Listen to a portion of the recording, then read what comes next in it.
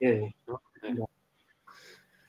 Okay. So yeah, sorry. But all I was saying with the French and English thing is just like in China, how you have an English class in school that's like an hour long, maybe once a week or twice a week or whatever, how long. I don't know how you do it in China, but that's the same thing for French and English in Canada. In my school, obviously, it was French because I'm an English person, but in the French side, it's the same thing, but English. But yeah, let's quickly finish this. Let's go back to it. Where were we? We are here. However, many of the top school board, including the CSSDM, were already closed Tuesday because support staff worked off the job as part of the common fine rate strike. Yeah, so even though the CSSDM said they're going to strike on Thursday, they kind of have already striked since Tuesday because a lot of their helper workers who maybe make food or clean or blah, blah, blah, didn't come to work on Tuesday, so they couldn't really work anyways. So basically, they've actually started already. Yeah. Oh. The field said even top layer members were stopped drilling their salaries during the strike. They are ready to stay on the strike for as long as the talkers. Perfect. Yeah, so basically what they're just saying is they're not getting any more money. The government's not going to pay them, of course. The government's like, you're not working. I'm not paying you, right? But they don't care. They're like, I don't care if I don't have money. I'll just go in debt. I'll do whatever it takes to stay on strike because I need more money. Like, I can't go back to work for nothing. Or what they might end up doing is get a new job. I have these skills. I'll just get a new job in a business then, right? So this could be very dangerous for the government, but we'll see. We'll see. Speaking to reporters in the Quebec City on Tuesday, Premier Francisco alleged to said is the totals were with parents who had to make a arrangement for their children where schools are closed. So basically, this is what all politicians do. But the premier, by the way, means like governor for America. It's the leader of the province. So there's Trudeau, the federal government, and then there's each provincial leader, right? So Ontario is Doug Ford.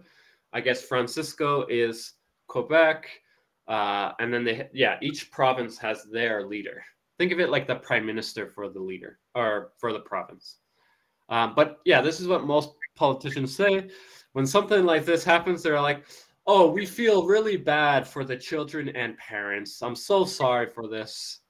That's what they always say, right? They're like, oh, it's not my fault. I feel bad for you guys. Yeah. Okay. I want to say Resolve. is as the quickly as the possible with the teachers, with the nurses. She said we need them. So again, same idea of what I just said. This is what politicians say. We want this to be fixed, right? Resolved. We want this to be fixed as quickly as possible. We need teachers and nurses. Of course, the government's going to say that, but they're the ones who are paying them. So like pay them more and it will be fixed, but they don't want to do that, right? So they're just going to say it, but not actually do it. That's just kind of what happens. Community important for the coming fine negotiations. Conciliator. Conciliator is a debater, basically. It's a person's job to negotiate. Okay. Which job? Person's job. Yes. Oh, So oh, it's like a third.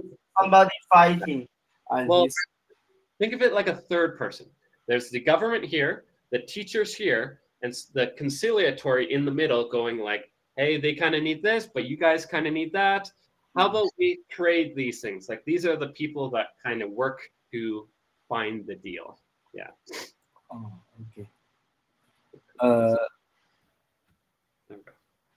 Less than 24 hours before the strike began, Tuesday Quebec Labor Minister Jean Boulette amused Mr. Conciliator was being the called into help with the country negotiations with the common front. The move come at the union's request. So again, just like I mentioned before, the government and the union asked to have that third group with them to help them negotiate, right? Okay, so the government wants this, these people want this, but these people in the middle are trying to help both sides, kind of thing. Yeah, that's all. Why does it do this? Anyways, sorry. The FAE and the FIQ are not the currently requiring the conciliator. So again, there's the three groups, right? There's the Common Front teachers. There's the, I think the FAE was the other teachers. And then the FIQ was the nurses. So there's three groups. Only the Common Front have had the conciliator, not the other two. The other two are like, we don't want this. We're going to negotiate ourselves. So some people like it, some people don't. The Common Front has the rejected Quebec's last contract offer the 10.3% salary increase over 5 years and a one-time payment of the $1,000 to teach worker. Yeah. So over 5 years, 10% is very low. Inflation generally in Canada is about 3%. So 3% over 5 years ends up being, because it's compounding, it gets bigger and bigger. It's not 15%, it's more like 16%.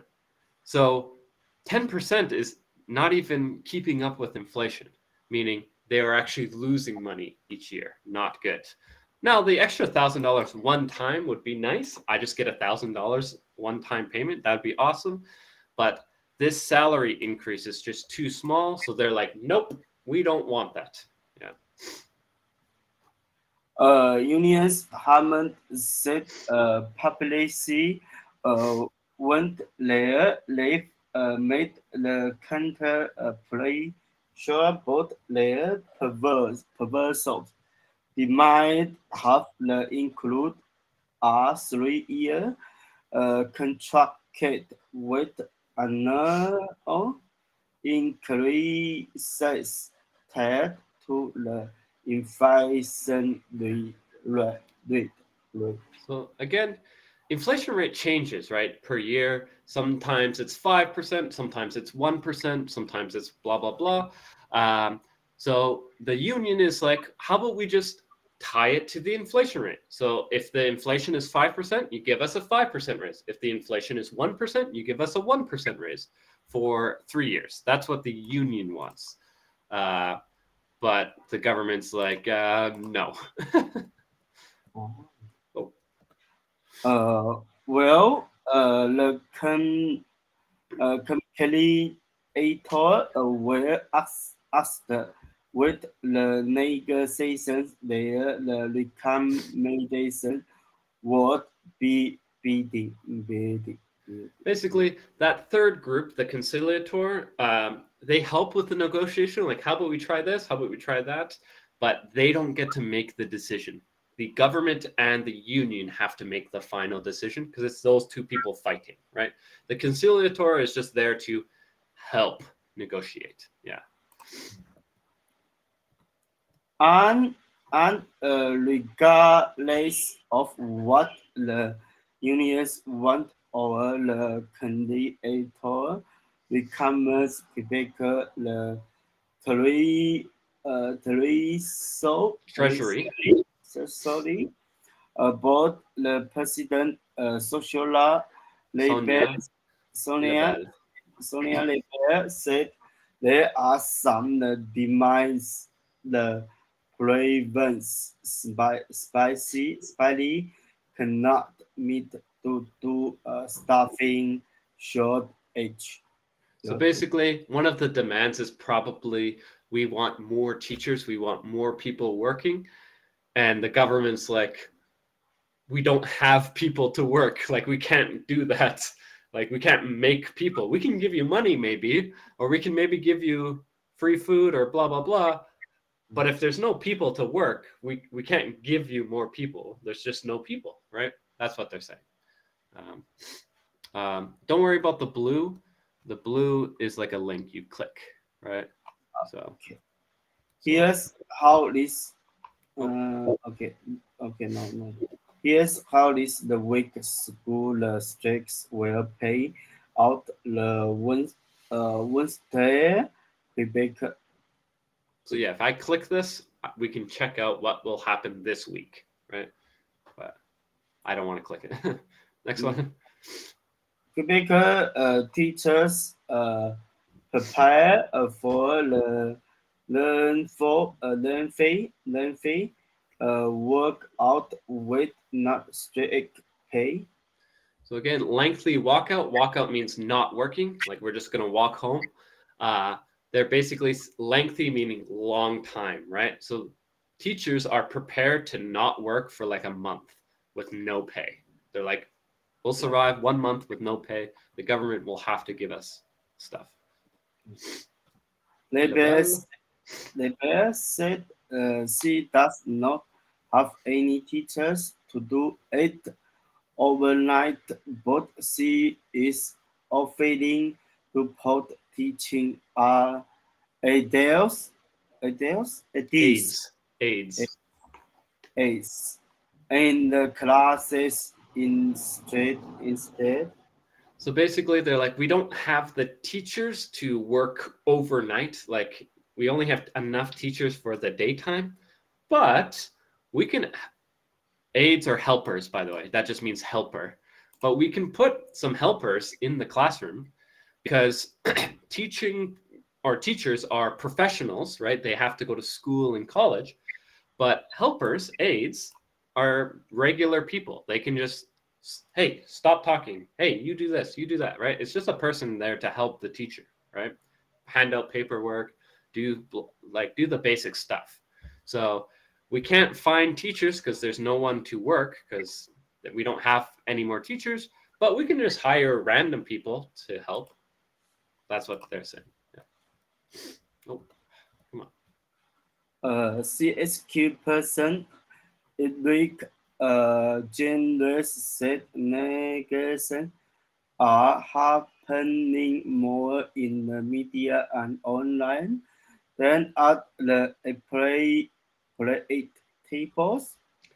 Basically saying like most of the teachers and government is going on social media like Facebook and Twitter and blah, blah, blah to negotiate, which is not good. You don't want to do that because if you do that in the public eye, people can get really mad and then it can make the negotiations just fail forever, right? But if you're closed talks at a table with no one, like no government or not government, no public people knowing about it, you can they like, hey, I want this. Oh, we can't do that. Okay, what about this? What about this? Like you can talk back and forth, but as soon as you bring in the public, like the parents, the students, blah blah blah, like that, the students and teachers, or the students and parents, will get mad at anything that happens, and then the government feels like they can't say yes, and then the teachers think they can't say yes to anything, and then it just gets longer and longer. So it's very bad to do this. Don't do that.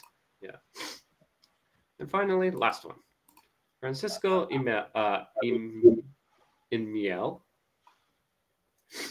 Where? Francisco Oh, Anumel. Francisco in order a lot, who is with the CSN said the clinical with population on both sides to sit.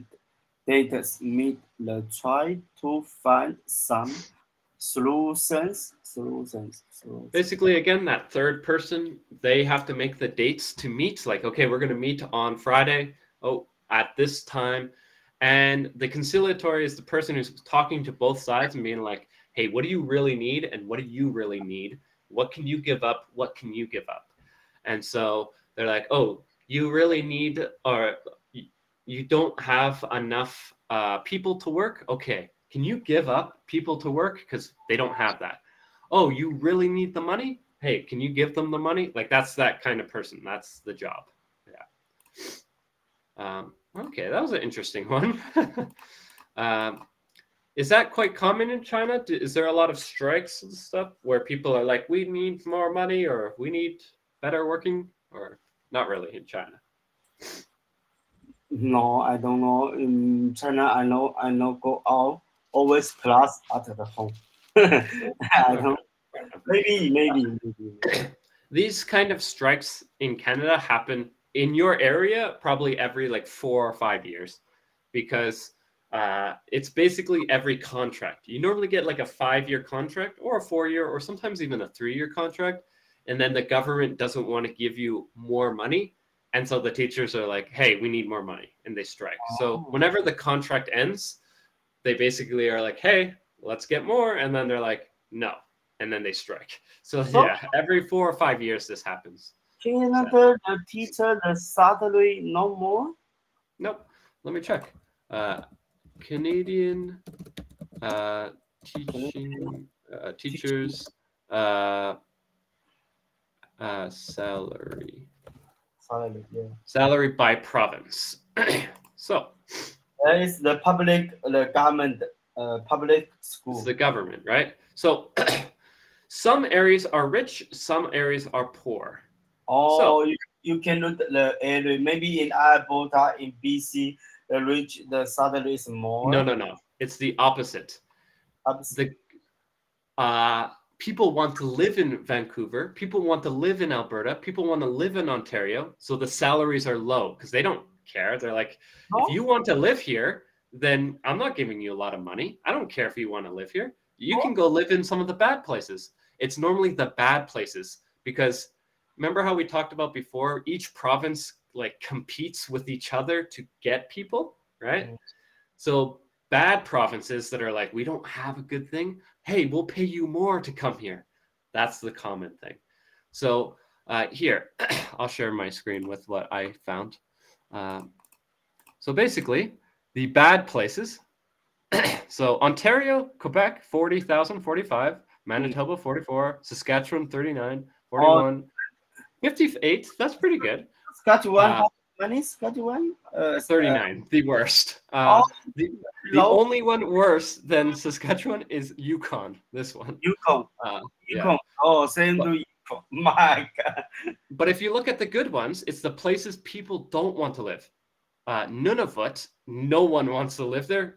Huge money. Where? Look, 72, because no one wants to live there, right? Where's so you have to... Nunavut, the north, right? You have to pay them more because I don't want to live here, right? Newfoundland, Labrador, quite a lot. New Brunswick, Nova Scotia, PEI. You have to pay them a lot because I don't want to live there. Those are horrible places. I don't want to live there. It's similar with doctors as well. if you want to live in Toronto, you don't get paid as much as if you live in Manitoba or Saskatchewan, because if I'm a doctor, I don't want to live there. I want to live in Toronto. Toronto's a good city. I want to live there. So the pay is normally less for where you live. Yeah. So in Canada, the which job the salary is high? Today, my friends talk about me. He in Manitoba, and he said if he called what the job, I think business, technology, and business, natural resources. business technology same to IT.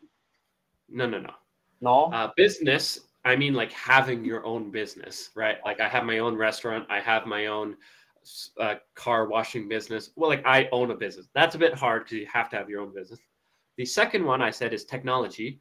Technology is anything related to technology. So making computers, IT, working, programming, blah, blah, blah, all that kind of stuff. And then natural resources, being a miner, oil, diamonds, gold, logging, but those ones are hard on your body. It's very dangerous. So that's why they get paid so much. They get danger pay. Yeah. Oh, dangerous the job. Like, for example, the average salary in my hometown is $100,000 because the mine will pay you $100,000 to work there. Oh, $100,000 in your hometown. Very But you high. have to work at the mine, and the mine is really bad on your body because you're Dangerous. you're exploding underground. It's very dangerous. So yeah, you get paid a lot, but it's dangerous. And again, it's not good for your body. Your body gets really damaged. A lot of people in their 50s that work their whole life there, like all of a sudden they're back, like they can't do anything anymore. Everything is just broken, basically. Same with oil. Oil's similar to this. It might be a bit less, like 80,000. Logging, cutting down trees is similar, like 80,000. Diamonds, similar. But again, it's all hard on your body and dangerous, right? If a tree falls on you, dead. Oil, there's fire, there's very dangerous. If things explode, you're dead, right? So you get good money, but you might die. So yeah. When you died, maybe government give a lot of money. They give a lot to your family, though. Yeah, you get no, not the government. The company and the government. The government, I think, only gives you I think the government only gives like 50,000 to your family, but the company has to give you $250,000. 250.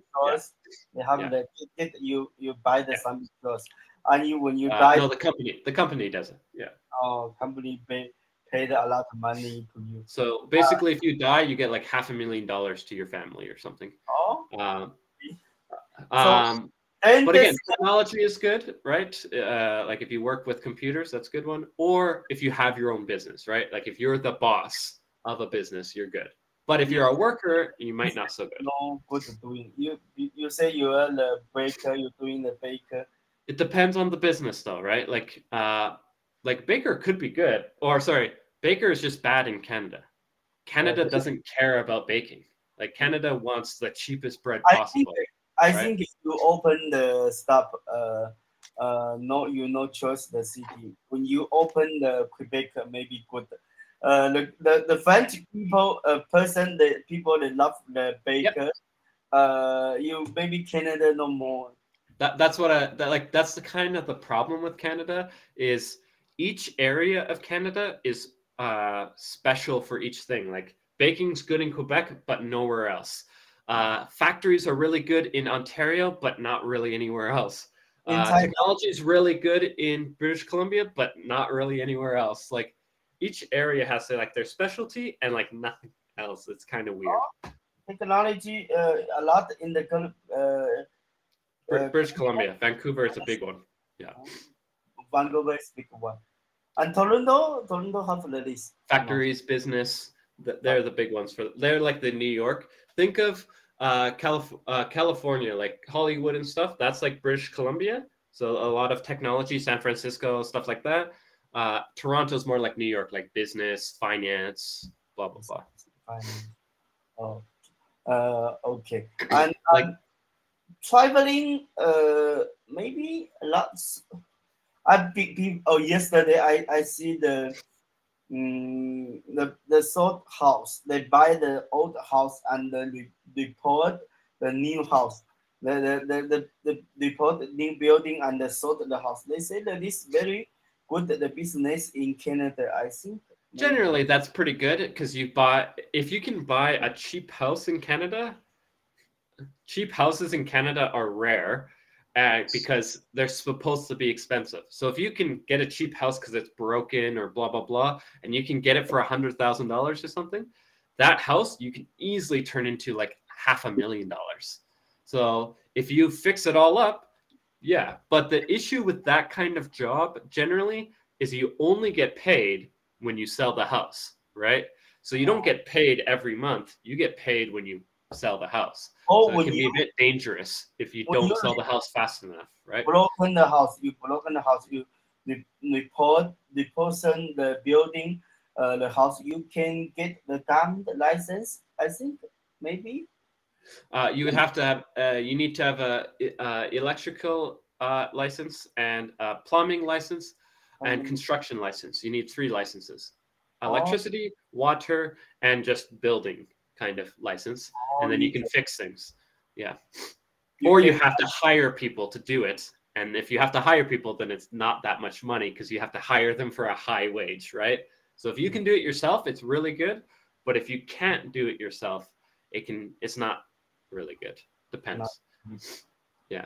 You can do the stuff. But it's a good one for Canada. Like other countries, not so good. Canada's a really good one because again, housing is so crazy in Canada that if you can get a house for $100,000, that house will turn into $500,000, maybe $1 million, because that's just how stupid Canada is for housing, right? That's just Chinese people always doing the immigration and they buy the house, report the house. So I always say maybe the Canadian. But remember though, Canada's stopping that now, right?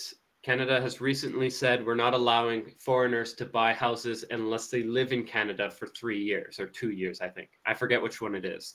So you would have to live in Canada for 2 or 3 years first, then you could start doing that. But because Canada was like, yeah, there's a lot of houses that no one's living in and we have a housing problem. We can't have that. We need people living in houses. And so they're trying to stop that so that the housing prices go down. But yeah, we'll see. Okay, we'll see now, okay, see you soon. Yeah, see you after lunch. Bye-bye.